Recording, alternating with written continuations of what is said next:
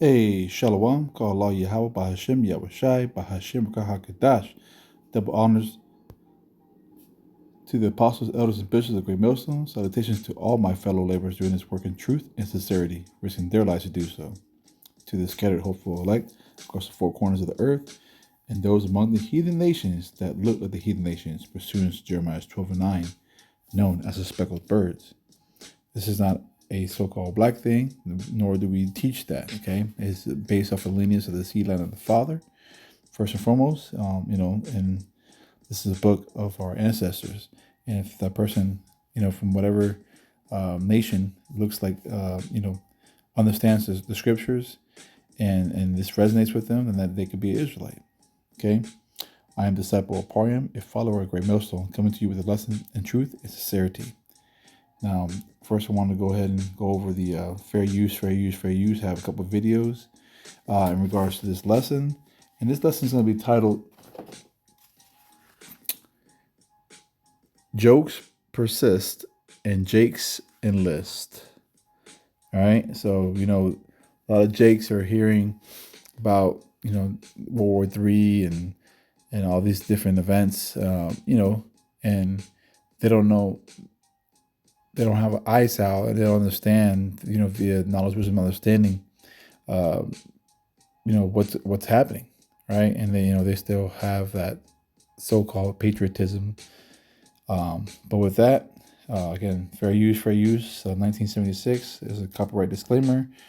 I do not look to monetize or gain any kind of funding from this at all. It's just for purely commentary, but also from a biblical standpoint, and basically just for research, right? So, do what you may.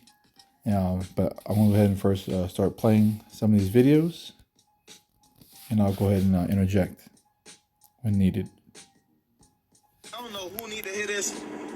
You know what I'm saying? I see a lot of people be talking shit about America. Hey, if you don't like America, go to another country, bitch. I love this country. I'll protect this bitch. Hey.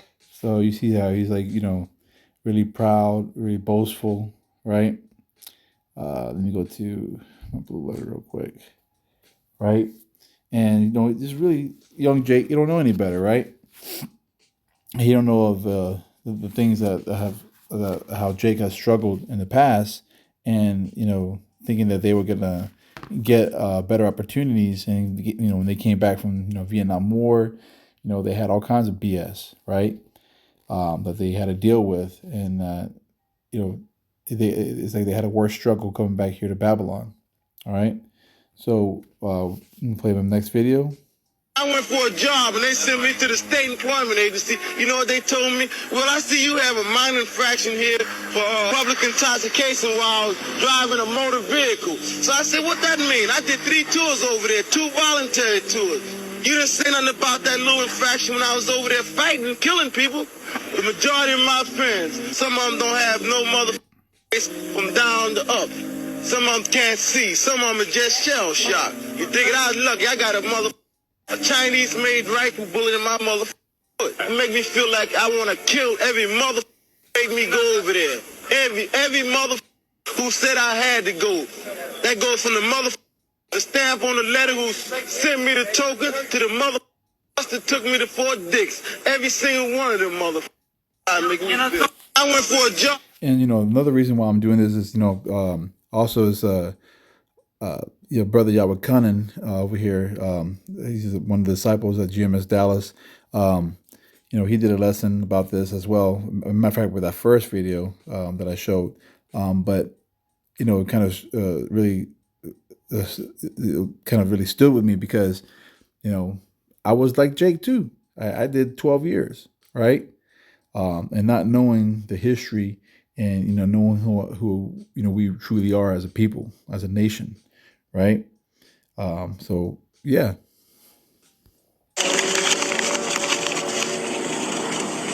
The fuck you got there, Curse? Something about black man go home. This isn't your war. You heard that he said, "Black man go home. This isn't your war." And that actually happened a lot. In Vietnam, and a lot of Jake, was over there and, I don't know what it is, but I had to look into the history. But in the spirit, they knew that we were just kind of being dragged, through Babylon, right? And this be, um, I'm gonna save this video for last. But let me go ahead and go into hit these scriptures, okay? Going too long without hitting the scriptures. So let's go to the book of Ecclesiastes, chapter 10. I'm going to read verses 6 through 11. But I'm going to read verse 6 in the GNT. It says, this is 10 and 6. It says, stupid people are given positions of authority, while the rich are ignored. All right. Verse 7, it says, I have seen servants upon horses and princes walking as servants upon the earth. It kind of reminds me of that statue a while back. I seen a video, one of the elders, but where you had President Roosevelt that was sitting on a horse, he had on one side he had a Gadite and he had Judah on the other side, right, of that statue. And so that that's what it's talking about. You're seeing princes walking like servants, all right. And see, verse 8, it says, I'll read the NLT. It says, while you dig a well, you might fall. When you demolish an old wall, you could be bitten by a snake. Okay? So with that, it says, verse 9, it says, when you walk in a quarry, stones might fall and crush you. When you chop wood, there is danger with each stroke of your axe. And then verse 10, it says, using a dull axe requires great strength. So sharpen the blade. That's the value of wisdom. It helps you succeed. All right, so, and it kind of reminds me of Hebrews 4 and 12.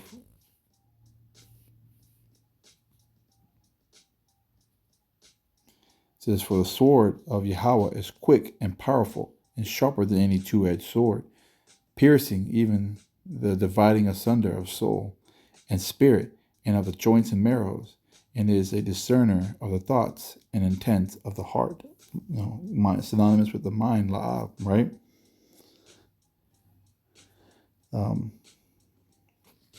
Let's go back.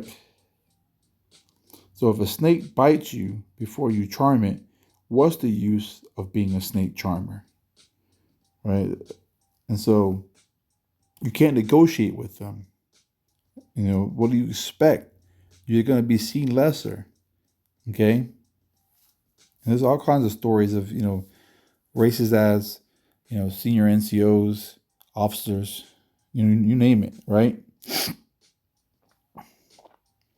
So it goes with Jeremiah 8 and 17.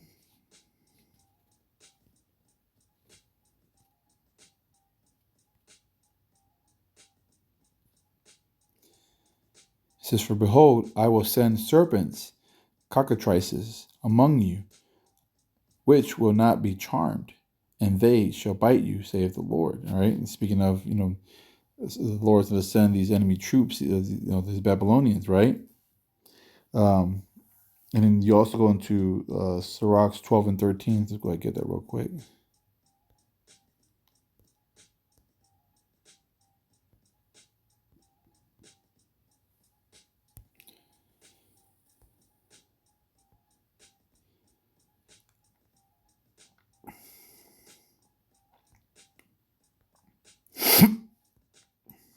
And it reads, who will pity a charmer that is bitten with a serpent, or any such as come nigh wild beasts? You're not going to have any pity on these people for joining the military. And, Yahweh brought this out, I was very fortunate to come out of it. And, several years ago. But yeah, man, I'm not telling none of these young cats to get into that, man. Stay away from that.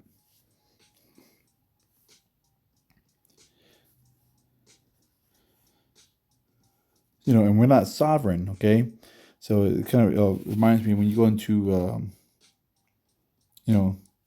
it says, until Jerusalem shall be, get out of there real quick.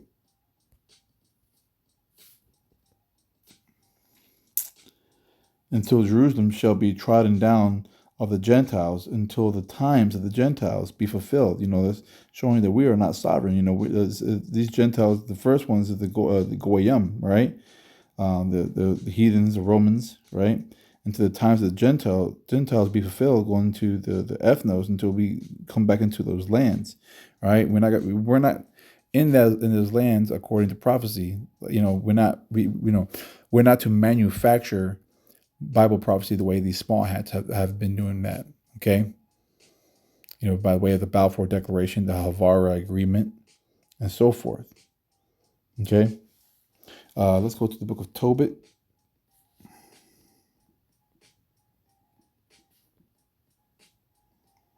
Oh, Slacky.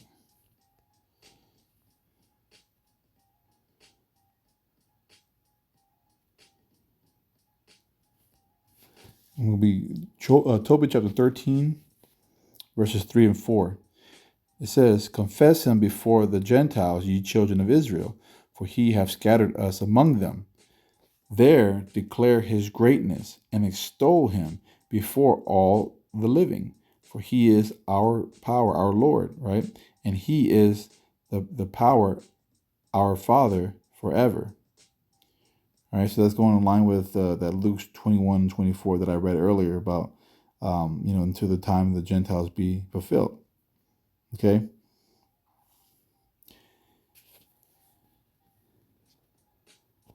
Let's see if I can find.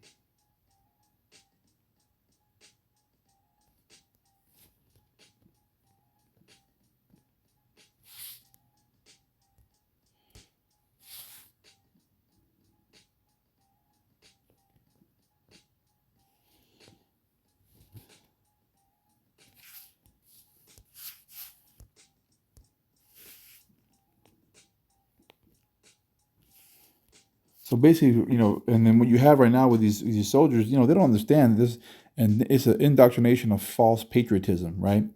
And it's kind of, you could read this right here. There's a lot of information, but they focus on unflawed narratives, right? Let's see. And what this means is that it's a subject, subjective term. Let's see. Often used in political and educational discourse to describe the act of promoting a version of national pride that is seen as misleading or incomplete. And they try to do this, but they don't really want to teach you. That's why they took out the critical race theory, right? They took out the CRT because they don't want you to know the true history, because this true history, it's going to affect recruiting. Let's put it that way. And they don't understand that they can't put two and two together.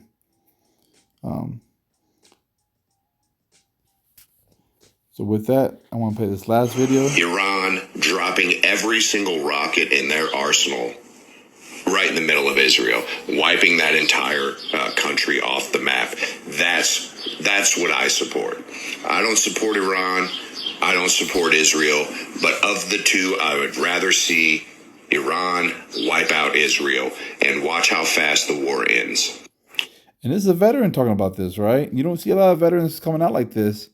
But, he's speaking the truth, because right now, the least of the flock shall draw them out. Let's find that.